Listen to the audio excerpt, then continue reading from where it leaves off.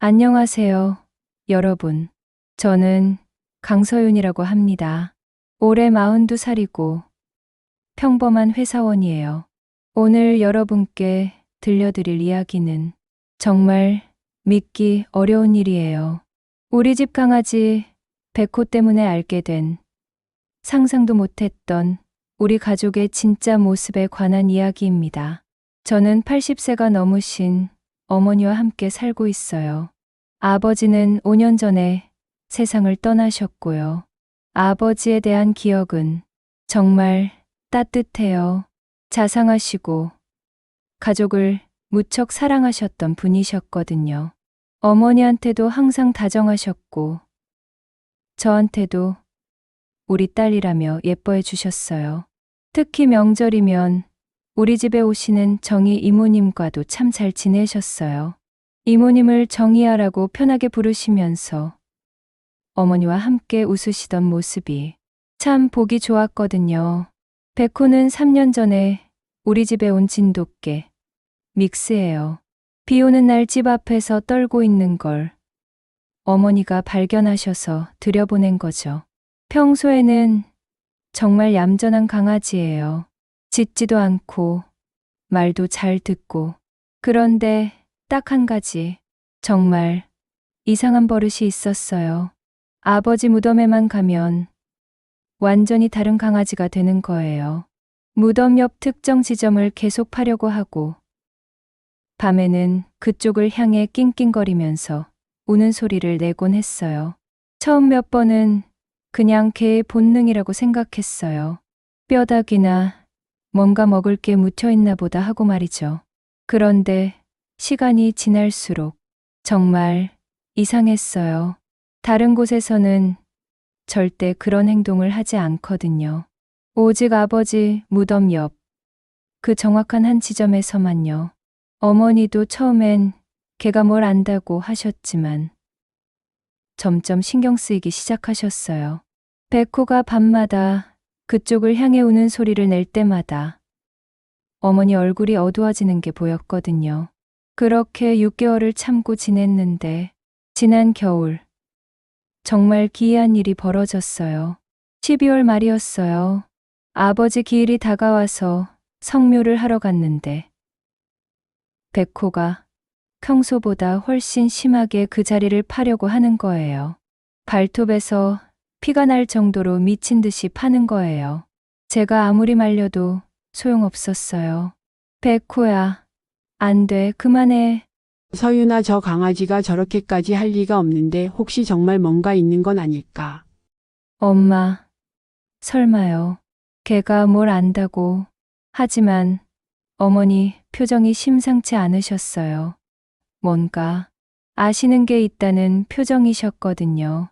그날 밤에도 백호는 계속 불안해했어요.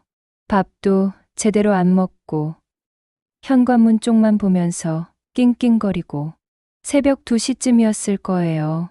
갑자기 백호가 크게 짖기 시작했어요. 왈! 왈왈왈!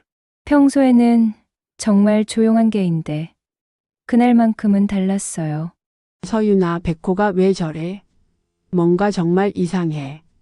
그 다음 주말에도 성묘를 갔어요.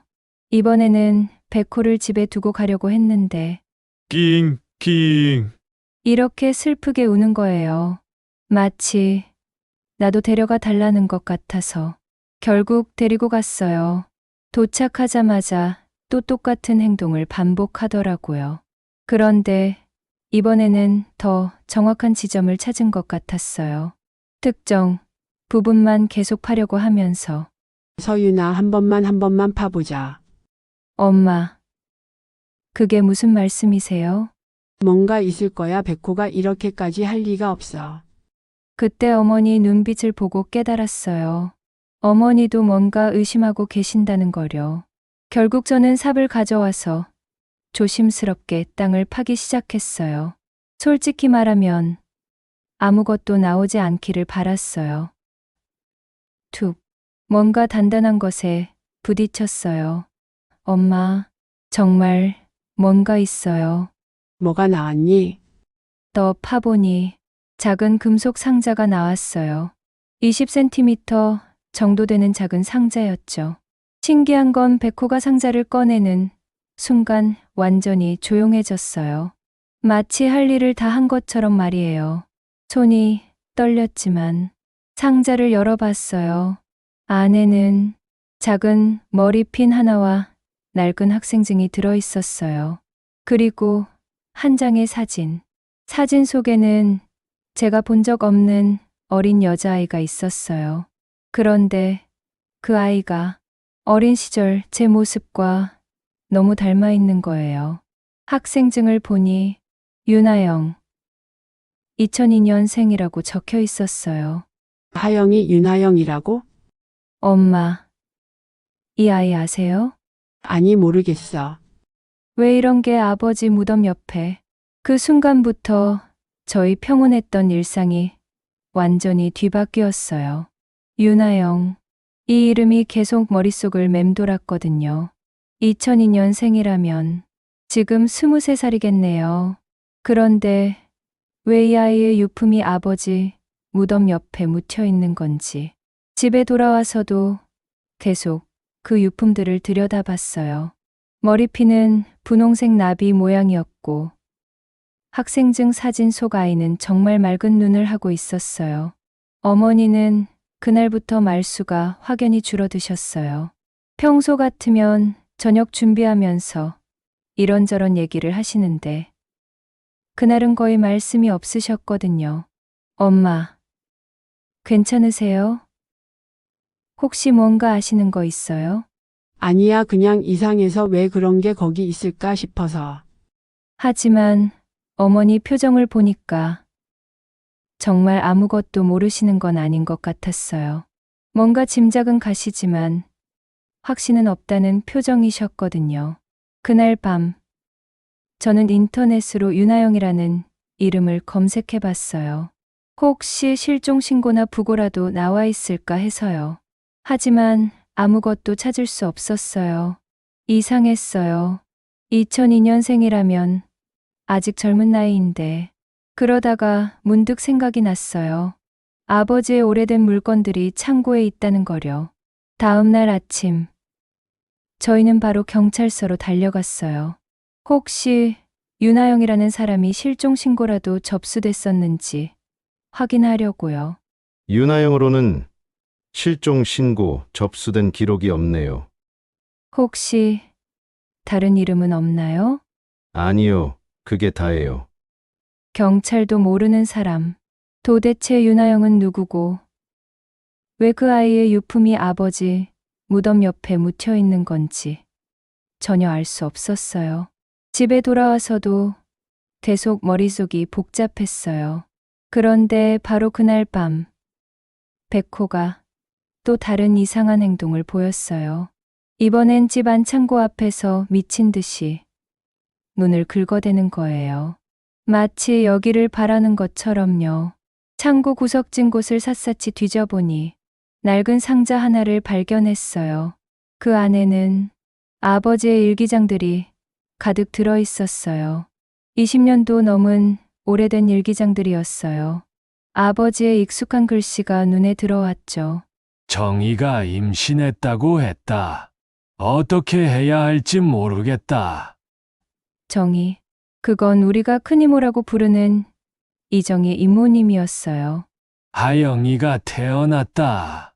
정의와 나만의 비밀로 해야 한다. 가슴이 두근두근거렸어요. 설마 하는 생각이 들었거든요. 하영이가 아프다. 정의가 울면서 병원비를 구해달라고 했다. 하영이 백혈병이 심해졌다. 내가 할 수 있는 건 돈뿐인 것 같아서 괴롭다. 하영이가 떠났다. 17살이었다. 정의와 상의해서 아이를 내 묘자리 옆에 묻어주기로 했다.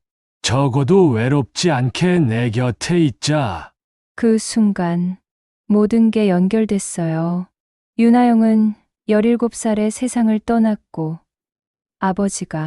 아버지가 그 아이를 아버지의 무덤 자리 옆에 미리 몰래 묻어주신 거였어요. 그런데 정희 이모님과 아버지 사이에 무슨 일이 있었던 걸까요? 더 이상 미룰 수 없었어요. 진실을 알아야 했어요. 이모님, 저 서윤이에요. 중요한 얘기가 있어서 지금 뵐 수 있을까요? 무슨 일이야? 서윤아? 윤하영에 대해서 말이에요. 이모님이 다 아시죠? 하영이를 어떻게? 어머니와 저는 곧바로 정희 이모님 집으로 달려갔어요. 가는 길에 어머니가 갑자기 말씀하셨어요. 서윤아. 어떤 얘기를 들어도 너무 놀라지 마라. 엄마, 혹시 뭔가 짐작하고 계셨어요? 예전부터 이상하다고 생각했거든. 정희가 우리한테 너무 잘해주는 것도. 정희 이모님 집에 도착했어요. 평소 같으면 반갑게 나와서 인사하실 텐데. 그날은 문을 열고 심각한 표정으로 기다리고 계셨어요. 들어와라. 할 얘기가 있다. 거실로 들어가자마자 정희 이모님이 오래된 앨범을 꺼내오셨어요. 첫 페이지에 어제 상자에서 본 바로 그 아이 사진이 있었어요. 더 많은 사진들도 있었고요. 이모님, 이 아이가 윤하영이죠? 그래. 하영이야. 정희야, 그런데 왜 하영이 유품이 우리 남편 무덤 옆에 묻혀 있는 거야? 정희 이모님의 얼굴이 완전히 하얗게 됐어요. 이모님, 제발 진실을 말해주세요. 아버지 일기에서 다 봤어요. 미안해. 정말 미안해. 하영이는 민호 오빠와 내 사이의 아이야. 그 순간 머릿속이 하얘졌어요. 뭔가 잘못 들은 것 같았어요. 네? 그게 무슨 소리예요? 20년 넘게 오빠와 나는 너희들 몰래 만나왔어. 하영이가 태어났을 때도 세상에 밝힐 수 없었지.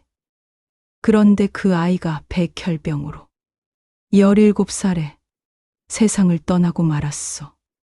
정희야, 어떻게 이럴 수가 있어? 20년을 속였다고? 그 순간 모든 게 무너져 내렸어요. 우리가 큰이모라고 부르며 가족처럼 지내왔던 사람이 아버지의 내연녀였던 거예요. 그리고 윤하영은 제 이복 동생이었던 거고요. 그럼 아버지는 20년 동안 우리를 속이면서 이모님과 서윤아, 우리도 힘들었어. 정말 어쩔 수 없었어. 어쩔 수 없었다고 20년 동안이나 아버지가 우리에게 보여준 따뜻한 미소들, 가족을 사랑한다던 그 말들이 다 거짓말이었나요?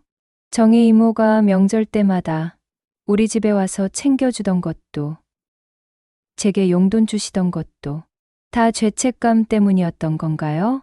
서윤아, 은정아, 제발 용서해줘. 나도 괴로웠어. 용서?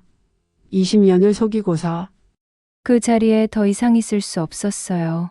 존경했던 아버지, 믿었던 이모님, 모든 게 거짓이었다는 사실이 너무 충격적이었거든요. 집으로 돌아가는 길에 어머니가 말씀하셨어요. 서윤아. 나도 사실 조금은 짐작하고 있었어. 엄마도 알고 계셨어요? 확실하진 않았지만 아버지가 가끔 이상할 때가 있었거든. 정희한테 유독 신경 쓰시고. 그 이후로 백호는 가끔 무덤 앞에 조용히 앉아 있어요. 더 이상 파지는 않지만 뭘 지키려는 건지 이제는 모르겠어요. 하영이는 결국 아버지 곁에 그대로 두기로 했어요. 이미 20년이나 지난 일이고 그 아이에게 무슨 죄가 있겠어요. 하지만 이제 아버지 무덤에 갈 때마다 복잡한 마음이 들어요. 이 모든 진실을 알려준 건 백호였어요. 만약 백호가 그런 행동을 하지 않았다면 차라리 모르고 사는 게 나았을지도 모르겠어요. 존경했던 아버지는 이제 어떻게 기억해야 할지 모르겠어요. 사랑받는 가장이었나요? 아니면 가족을 속인 배신자였나요? 정희 이모님도 20년 넘게 우리 가족인 척 연기를 하신 건가요? 제게 용돈 주시고 챙겨주실 때마다 마음 한편으론 죄책감을 느끼셨던 건가요? 어머니는 요즘 말수가 더 적어지셨어요. 가끔 혼자 한숨을 쉬시는 모습을 보면 20년 동안 남편을 다른 여자와 나눠 가져야 했던 마음이 얼마나 아프셨을까 싶어요. 어제도 백호와 함께 아버지 무덤에 갔어요. 이제 백호는 더 이상 땅을 파려고 하지 않아요. 그냥 조용히 앉아서 무덤을 바라보고 있을 뿐이에요. 마치 자신의 임무를 다 끝냈다는 것처럼요. 정희 이모님과는 그 이후로 연락하지 않고 있어요. 어머니도 마찬가지고요. 사실 화가 나면서도 한편으로는 이해가 안 되는 것도 아니에요. 사랑이라는 감정이 때로는 사람을 그렇게 만들기도 하잖아요. 하지만 그렇다고 해서 20년 동안 가족을 속인 걸 용서할 수 있는 건 아니에요. 가끔 생각해요. 진실을 아는 것이 항상 좋은 건 아니구나. 어떤 비밀은 정말 무덤까지 가져가는 게 맞는 것 같기도 하고요. 윤아영, 제가 한 번도 만나지 못한 이복동생. 그 아이는 17년이라는 짧은 생을 살면서 얼마나 외로웠을까요? 아버지를 아빠라고 당당히 부를 수도 없었고, 언니인 저의 존재도 알지 못했을 거예요. 어쩌면 백호가 그 아이의 외로움을 알아차린 건지도 모르겠어요. 그래서 그렇게 필사적으로 파헤쳤던 건지도. 여러분은 이런 상황이라면 어떻게 하셨을까요? 진실을 알고 나서 후회하셨을까요? 아니면 그래도 알게 되어서 다행이라고 생각하셨을까요? 저는 아직도 잘 모르겠어요. 존경했던 아버지가 사실은 20년 동안 이중생활을 하셨다는 것, 믿었던 이모님이 우리 가족을 속이고 있었다는 것, 이런 진실을 알게 된 게 정말 다행인 건지, 백호만큼은 이제 평안해 보여요. 더 이상 불안해하지도 않고 밤에 울지도 않아요. 어쩌면 백호에게는 단순한 일이었을지도 모르겠어요. 그냥 혼자 외롭게 묻혀있는 아이가 안타까워서 가족들이 알게 해준 것일지도. 하지만 우리 같은 사람들에게는 진실을 아는 것이 때로는 축복이기도 저주이기도 한 것 같아요. 여러분도 혹시 가족 중에 숨겨진 비밀이 있다면 정말 알고 싶으신가요? 댓글로 여러분의 솔직한 생각을 들려주세요. 이런 현실적인 이야기가 여러분께도 도움이 되길 바라면서 오늘 이야기는 여기서 마치겠습니다. 긴 시간 들어주셔서 감사했어요.